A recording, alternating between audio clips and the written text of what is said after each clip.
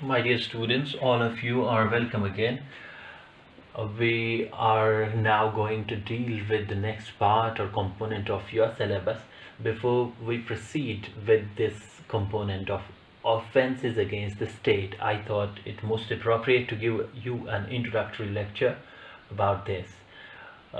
This part, that is offenses against the state, ये आपके semester पिछले सेमेस्टर का ही पार्ट है और दिस पार्ट जो है ये चैप्टर 6 में इंडियन पीनल कोड में आपको मिलेगा। अभी तक हमने जो कवर किया हुआ है उसमें आपको याद होगा जनरल डिफेंसेस के बाद चैप्टर 5 जो हमने किया अबेटमेंट से रिलेटेड और 5A क्रिमिनल कॉन्स्पिरेसी। तो ये जो चैप्टर है चैप्टर 6 इसमें है ऑफेंसेस अगेंस्ट द स्टेट, जिसमें ब्रीफली आपको एक या दो तरह के ऑफेंसेस पढ़ने हैं। But this chapter stretches from section 121 to 130। ये चैप्टर का ब्रीफ इंट्रोडक्शन है। इसमें हमें पढ़ना क्या है ब्रीफली, वो आज हम एक इंट्रोडक्शन ले रहे हैं। एक तो इम्पॉर्टेंट है आपका इसमें से waging war, or waging war is contained in section 121। कुछ और प्रोविजंस इससे बस रिलेट करके हम पढ़ेंगे और फिर आपको दूसरा इसमें पढ़ना है सेडिशन 124A।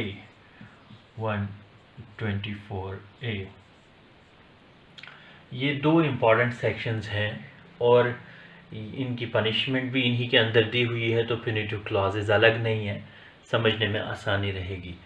तो आज हम एक ब्रीफ इंट्रोडक्शन इसका ले लेते हैं।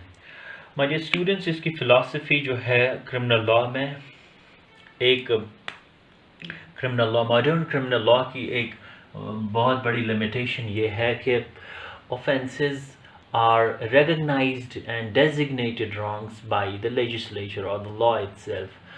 So बहुत सारी जगह पे लेजिस्लेचर की टेंडेंसी होती है कि it might lean towards safeguarding itself, और उस सेफगार्ड करना जो कि एसेंशियलिटी है, नीड है, उसमें लेजिस्लेचर और the law making bodies might stretch और venture so far to the extent of surpassing or transgressing the limits of criminal law jurisprudence, और उन wrongs को या उन evils को कल आउट और स्टैम्प आउट करने के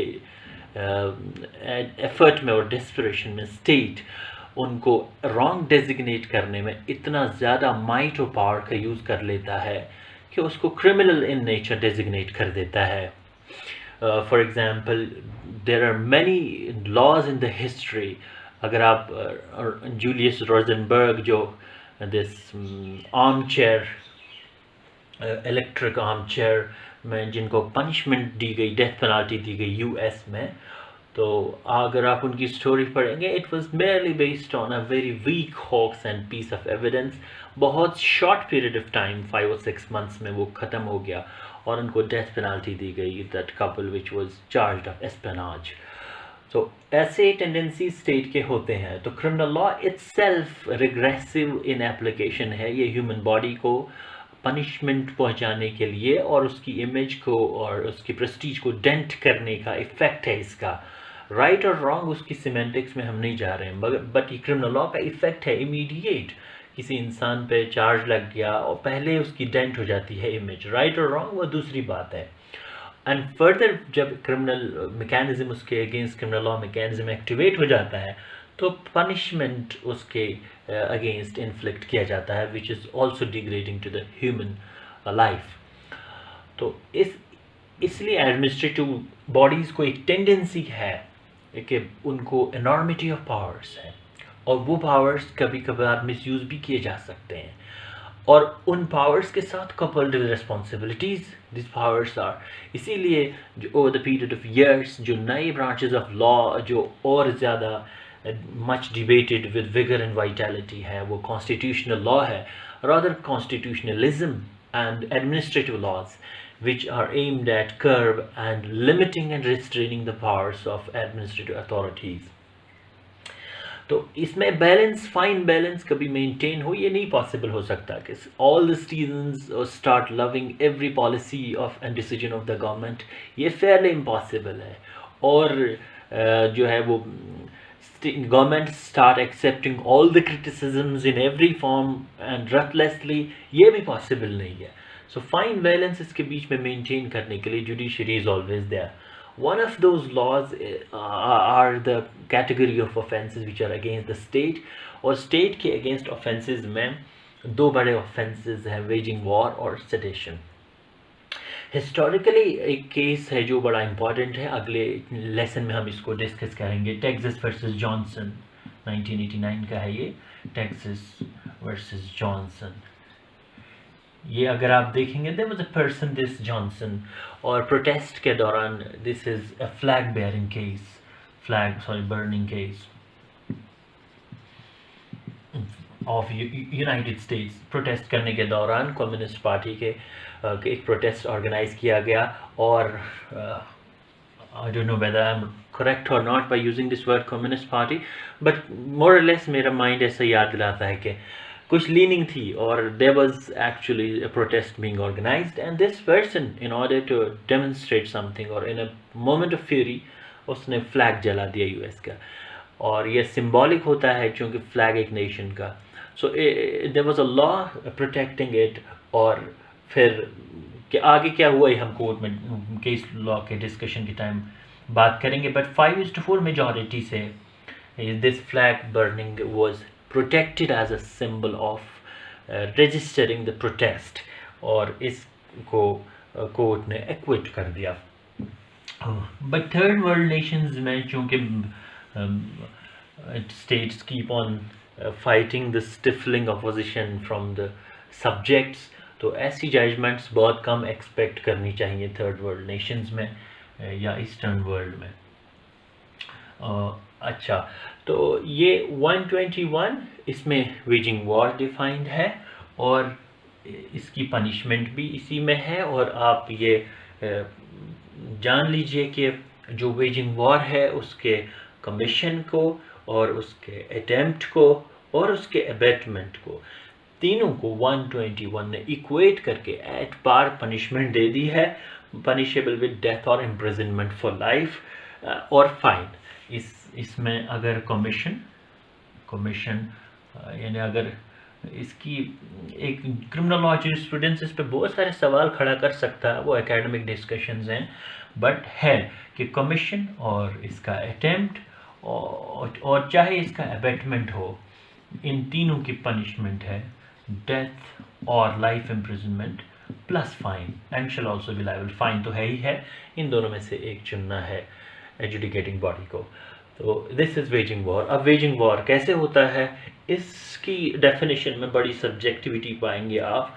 whoever wages war against the government of India, government of India से मुराद स्टेट गवर्नमेंट भी हो सकता है और सेंट्रल गवर्नमेंट भी हो सकता है, और सेक्शन 17 डिफाइंस गवर्नमेंट, और वो इन्हीं वर्ड्स में इसको डिफाइन करता है, स्टेट गवर्नमेंट और सेंट्रल गवर्नमेंट। और क्या गवर्नमेंट से इंस्ट्रूमेंटलिटीज़ ऑफ गवर्नमेंट भी मुराद हैं, जैसे पंचायत है और एनी एग्जीक्यूटिव बॉडी है, एजुडिकेटिंग बॉडी है। अगर हम देयर इज़ नो, इसमें कोई बहुत गाइडिंग सोर्स नहीं है हमारे पास, but it must be assumed कि इससे मुराद सारी इंस्ट्रूमेंटलिटीज़ ऑफ द गवर्नमेंट है।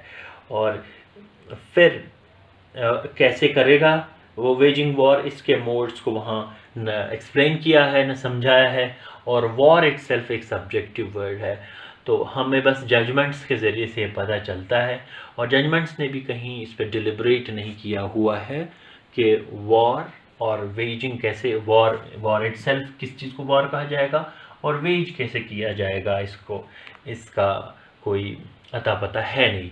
तो बहुत ज़्यादा गाइडिंग जजमेंट्स नहीं हैं इस पर, but this is a law जिसमें वेजिंग वॉर की पनिशमेंट और अटेम्प्ट टू वेज वॉर या अबेटमेंट की पनिशमेंट, इन तीनों की पनिशमेंट डेथ और लाइफ इम्प्रिजनमेंट है प्लस फाइन।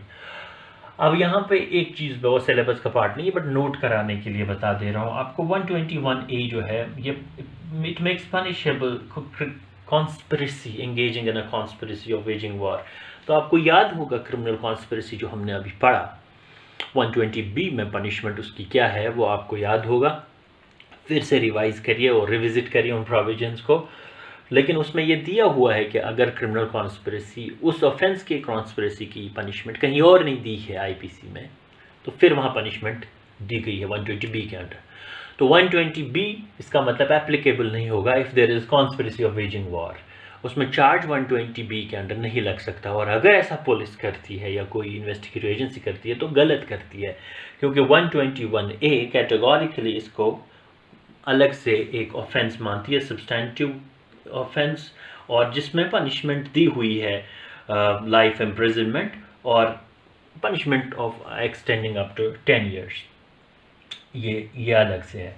सिमिलरली इसमें आपको जो समझना है, बहुत हाईलाइटिंग सेक्शन है 122, it makes even the preparation of waging war punishable. ये समझना ज़रूरी है कि इवन प्रिपरेशन, मैंने आपको पहले बताया था कि रेयरली ऐसे ऑफेंसेस हैं जो पनिशेबल होते हैं प्रिपरेशन स्टेज पे ही, कि इंसान पहले प्रिपेयर करता है, प्रिपरेशन के बाद अटैम्प्ट है, तो अटैम्प्ट के बाद कमीशन हो जाता है अगर अकम्प्लिश हो जाए।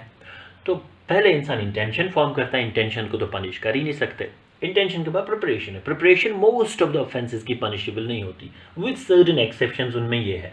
वेजिंग वॉर अंडर 122 पनिशेबल है। इसी तरह एक और ऑफेंस था प्रिपरेशन फॉर कमिटिंग डकैती, मैंने आपको बताया था। तो 122 में preparation for waging war punishable किया गया है। इसी तरह let's move to the part of sedition. Next lecture में हम इसको बहुत डिटेल में पढ़ेंगे, बट है ये बहुत ब्रीफ। सेडिशन आप जानते होंगे बड़ा ही इनफेमस और नोटोरियस लॉ है, और over the period of years जब से ये सोशल मीडिया इन्फ्लुएंसिंग और आम इंसान की फ्रीडम ऑफ एक्सप्रेशन थोड़ा का एम्बिट बढ़ता जा रहा है, तो अब हर एक की फ्रीडम जो है अनब्रिडल्ड तो नहीं है, इट्स नॉट अनरिस्ट्रेन्ड। तो उसको एक्सरसाइज करने में स्टेट को कहीं लगता है कि कोई इंसान एक्सीड कर गया, और सिटीजन्स को लगता है ये मेरा राइट है, तो इसको कर्व करने के लिए स्टेट की टेंडेंसी का एक और लॉ है, that is called sedition.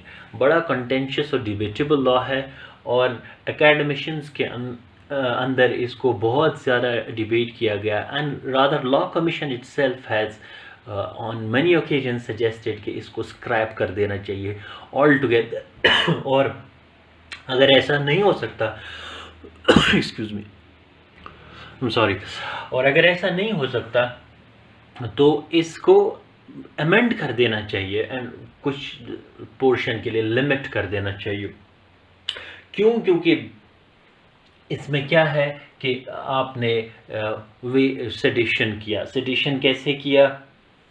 3 modes हैं, या तो वर्ड से, या साइंस से, या विजिबल रिप्रेजेंटेशन। रादर 4 मोड्स हैं अगर हम देखें, और अदरवाइज भी है सेक्शन में, और अदरवाइज। इन 4 में से एक मीन्स से किया रिप्रेजेंटेशन है, ये रिप्रेजेंटेशन ये by words, however by words, और साइंस, विजिबल रिप्रेजेंटेशन, और अदरवाइज। वर्ड्स दोनों भी हो सकते हैं, आइदर स्पोकन और written,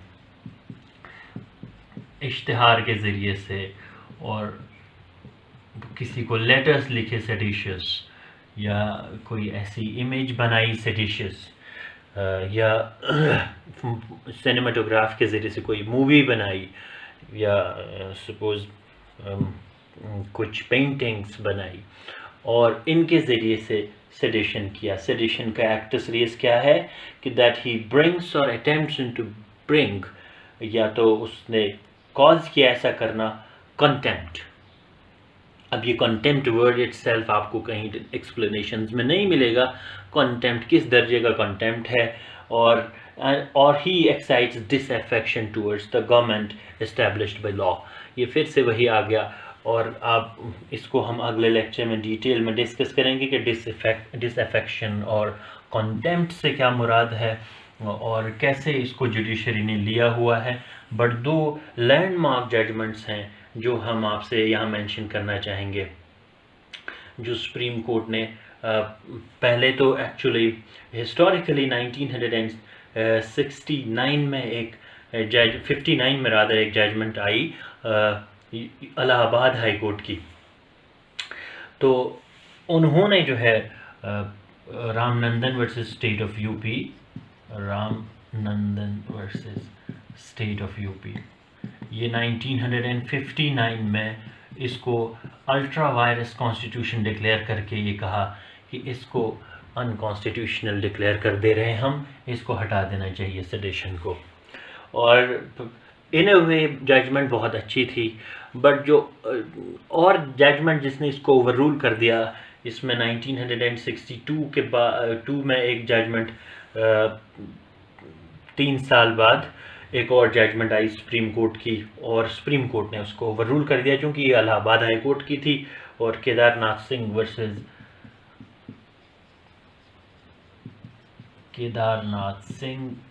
versus state of Bihar 1962। तो इसमें जस्टिस सिन्हा की जजमेंट ने इसको ओवररूल कर दिया। अब बज़ाहिर ऑन द फेस ये लगेगा कि ये जजमेंट बहुत बुरी थी क्योंकि सिटीजन्स को ये एक इंडिपेंडेंस देता था चेरिश करने के लिए, और इसने वो वापस ले ली। बट एकेडमिकली हम ये कहेंगे कि ये जजमेंट भी बहुत अच्छी थी, ख़राब नहीं थी, इन द वे दैट कि इतने रेगुलेट बहुत किया इसको सेडेशन को। ऑल्दो आपको डेटा से ये पता चलेगा कि दैट ऐसा प्रैक्टिकली होता नहीं है। पुलिसिंग के दौरान जो है सुप्रीम कोर्ट को बहुत ज़्यादा हेवीली कम डाउन करना पड़ता है पुलिस पे ऑन सर्टेन ओकेजन्स, क्योंकि they resort to this so easily. इसीलिए रिसेंटली रिटायर्ड जज of supreme court Deepak Gupta ने कहा था कि मैनी वर्ड्स जो इंसान बोलता है दे माइट बी इनटेम्परेट, और वो they might amount to defamation, but criticism of a party does not mean criticism of India or government established by law। तो इसलिए उन्होंने कहा था it's time to revisit the law because of the reason कि NCRB जो है national crime records bureau, उसका data ये कहता है कि कन्विक्शन रेट बहुत कम है, बहुत ज़्यादा कम है सेडेशन के केसेस में, बिकॉज कोर्ट्स जब मेरिट्स में जाती हैं तो ये पाती हैं कि there is nothing on record that has been brought before them जिससे एक इंसान को कन्विक्ट किया जाए सेडिशन के लिए। Mere utterances of few words और here and there doesn't amount to sedition, ये कोर्ट्स ने कई बार ऑब्जर्व किया हुआ है। हम एक और जजमेंट की तरफ रेफर करेंगे जो बिट कंट्रोवर्शियल भी है but progressive in the nature है, टेक्सास वर्सेस जॉनसन की, जो सुप्रीम कोर्ट ने ही दी है इटसेल्फ और इन द नेक्स्ट लेक्चर। और इस तरह से हमारा ये चैप्टर 6 ख़त्म हो जाएगा। वेरी शॉर्टली मैं ये अपलोड करने वाला हूँ। टिल देन आप इन प्रोविजंस को देखें। Take care of yourself. Good bye.